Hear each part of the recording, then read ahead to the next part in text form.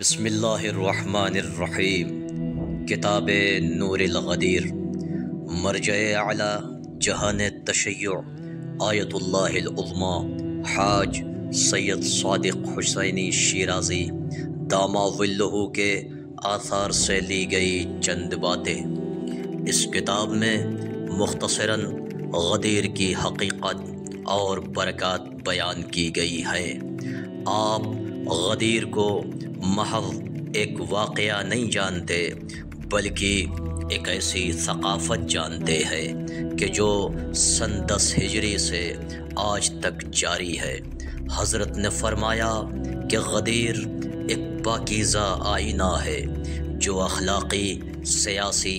اور سماجی نظریات کی عکاسی کرتا ہے اور اسلامی فکر و عمل کی واضح تصویر ہے جو کسی بھی تسلط اور لوگوں کی غلامی کے دروازے بند کر دیتا ہے۔ انہوں نے یہ بھی بیان کیا کہ غدیری ثقافت اموی اور عباسی حکومت جیسی حکومتوں کے مکمل مخالفت میں کھڑی ہے۔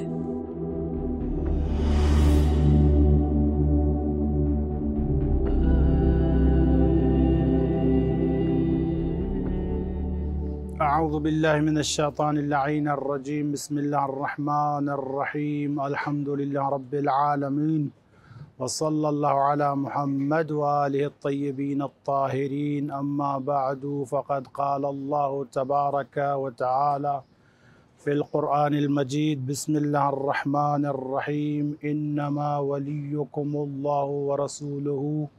والذین آمنوا الذین یقیمون الصلاة ویؤتون الزکاة وهم راکعون، اللہم صل علی محمد وآل محمد وعجل فرجہم۔ ناظرین محترم، السلام علیکم ورحمۃ اللہ وبرکاتہ۔ تحفہ یا علی مدد۔ نور غدیر کے حوالے سے امام حسین ٹی وی کی طرف سے یہ ایک سلسلہ شروع ہے جس میں ہم مولا علی علیہ الصلوۃ والسلام کی ولایت کے بارے میں کچھ عرائض آپ کے سامنے پیش کریں گے اور تمام مومنین سے التماس کریں گے کہ ہماری ان نشستوں کو غور سے سنیں کہ اللہ تبارک و تعالی نے جو نعمت ولایت خصوصاً ہمیں عطا کی ہے، اس نعمت کو ہم پہچانیں، ان کی معرفت حاصل کریں، پھر ان کا بن کے رہیں تاکہ ہم وہ جو ولایت اہل بیت کی ہمیں نعمت ملی ہے اس نعمت کی قدر بھی کریں اور دنیا اور آخرت میں اس نعمت سے استفادہ بھی حاصل کریں۔ تو آج پہلی نشست ہے ولایت اہل بیت، خصوصاً ولایت علی ابن ابی طالب علیہ السلام کے حوالے سے جو آیت میں نے آپ کے سامنے تلاوت کی ہے۔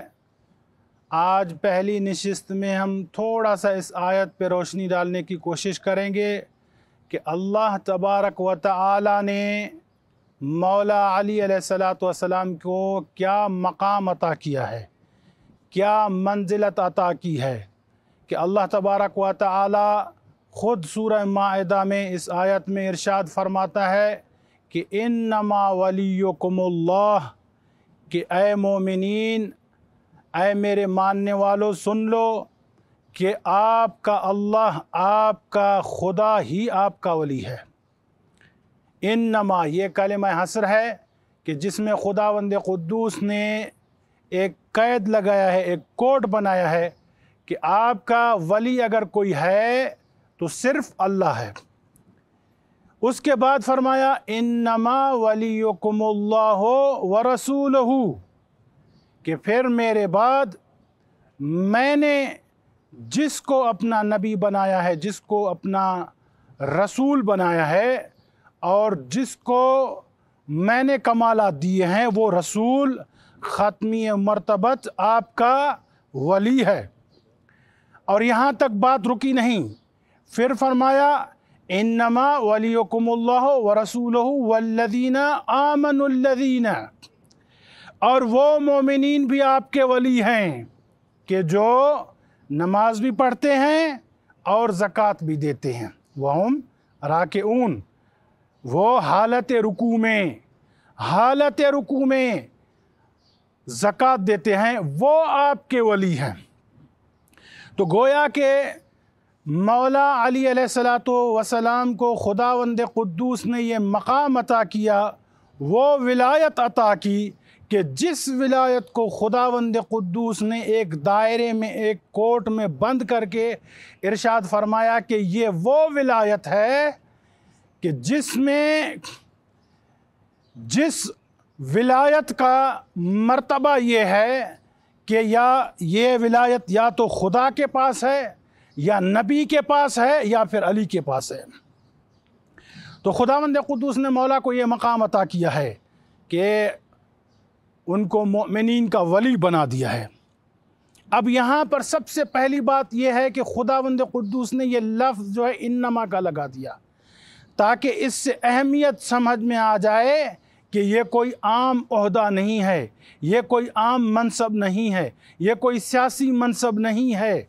یہ ولائی منصب، یہ ولائی عہدہ خداوند قدوس کی طرف سے ہے، کیونکہ اعلان خداوند قدوس کی طرف سے ہے، اور پھر اس لہجے میں ہے کہ جس لہجے میں خداوند قدوس نے اپنی ولایت کو بیان کیا، کہ جس لہجے میں خداوند قدوس نے اپنے رسول کی ولایت کو بیان کیا، بالکل اسی ہی لہجے میں مولا علی علیہ السلام کی ولایت کو بھی بیان کیا۔ اور آگے انشاءاللہ ہم بیان کریں گے کہ مولا علی علیہ السلام کی ولایت کو خداوند قدوس نے کیسے بیان کیا۔ اب یہاں پر ایک نقطہ میں عرض کرنا چاہتا ہوں، کیونکہ آج پہلی نشست ہے، تو ہم یہ عرض کرنا چاہتے ہیں کہ خداوند قدوس نے مولا علی علیہ السلام کی ولایت قرآن میں کئی مقامات پہ مولا کی ولایت کا ذکر کیا۔ یہاں پر رسول اللہ کو ظاہراً خطاب اپنے رسول سے اور مومنین سے ہے، لیکن تمام عالم اسلام کو خداوند قدوس متوجہ کر کے یہ ارشاد فرما رہے ہیں کہ متوجہ ہو جاؤ کہ علی ابن ابی طالب کوئی عام شخصیت نہیں ہے، یہ ولی خدا ہیں۔